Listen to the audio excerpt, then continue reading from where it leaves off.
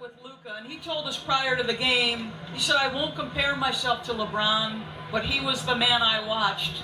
So can you describe that just brief exchange with him and how good he was tonight? I mean, you never know who you can inspire, along your path, and you hope that you can inspire the next generation. And for me, by me playing the game the right way, always getting my teammates involved and playing for the purity of the game, I was able to inspire a kid that wasn't even in America. And that's pretty special. And obviously we see what he's capable of doing. His ability to make plays not only for himself, for his teammates, to rebound and just play for the pure love of the game. It's a beautiful thing to watch. You talked about his ability to make his teammates better. Most people are going to talk about your 8 points in overtime, but the final play in regulation, how do you see Danny Green in the corner?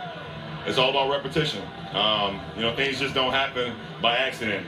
We go over this stuff a lot during practice, during shoot-arounds, during film sessions, on if we're down 3 or we're down late situations, what sets we can go through.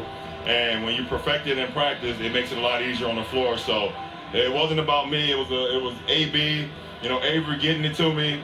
It was the weak side hammer that Dwight set for Danny, and Danny just being dead shot and making the shot. So I just try to put it on time and on target. I like that, the weak side hammer. You'll see on the video, he holds them as well. I want to go back to the first quarter because Doug Collins used to like to say this is a first quarter league. Yeah. You guys were struggling out of the gates, but there was a moment where you got 10 straight stops to hang in there. Yeah. Describe the defensive effort from your group. I mean, this is one of the best offensive teams throughout the first couple weeks of the season, and we knew that, especially being on that home floor. But we're one of the best defensive teams in the league throughout the first couple weeks of the season, and that's what we hang our hats on. We wanted to make shots to start the game in the first quarter, but we continued to just grind and grind and grind, and that's what was able to keep us, in the game, even throughout the whole first half, not only the first quarter. I know you hear many things about where you stand in the game in year 17, LeBron, but defensively as well, you've taken some criticism.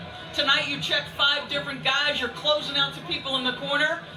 You look pretty motivated. Absolutely, and it's a motivation for myself. After the injury last year on December 25th, I wasn't myself just because of the groin. It wasn't allowing me to be explosive or have quick twitch plays, which I'm very good at, and I heard it all. I heard it all from year 17. Is this the last that we've seen of LeBron and the fashion that he plays, and then defensively, he's not very good defensively. But you can't single me out. It will never be a possession or a coach or a teammate or a player on the opposing team will single me out defensively because I'm in tune with that side as well. So, we got a lot of guys that play the defensive side, and it's important for me to be on that side as well and take that challenge just as much as the offensive end. You look like the king tonight. Thank you, LeBron. Thanks, Doris. Thank you so much.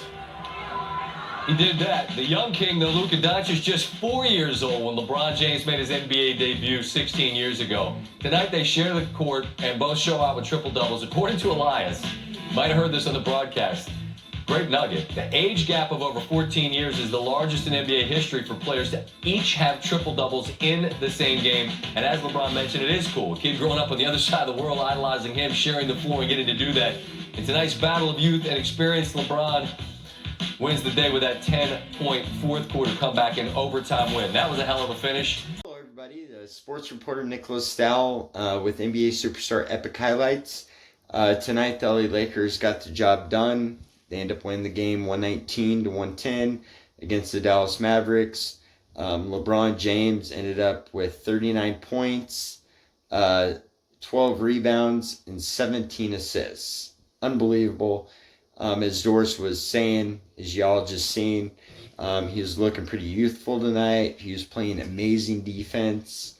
He pretty much answered the critics as well. People saying that, LeBron James, what's he going to look like in year 17? Is he going to be the same LeBron James that we're all accustomed to seeing throughout the years? And I think he proved it tonight. And I think he's proven it every single game since the beginning of the season that the old LeBron James is still here, and he's still kicking ass. So, unbelievable. Anthony Davis had 31 points and 8 rebounds and I believe 2 assists. What an unbelievable shot, though. We got to give Danny Green some amazing credit here because we wouldn't be having this conversation about a Lakers victory if Danny Green didn't hit that clutch shot at the end of the fourth quarter that set it into overtime against the Dallas Mavericks. I got to tell you, beautiful shot. What a game. Great game, guys. Y'all, this was brought to you in part by NBA Superstar Epic Highlights, y'all. Thank y'all so much for watching, and I will catch all y'all at the next sports segment.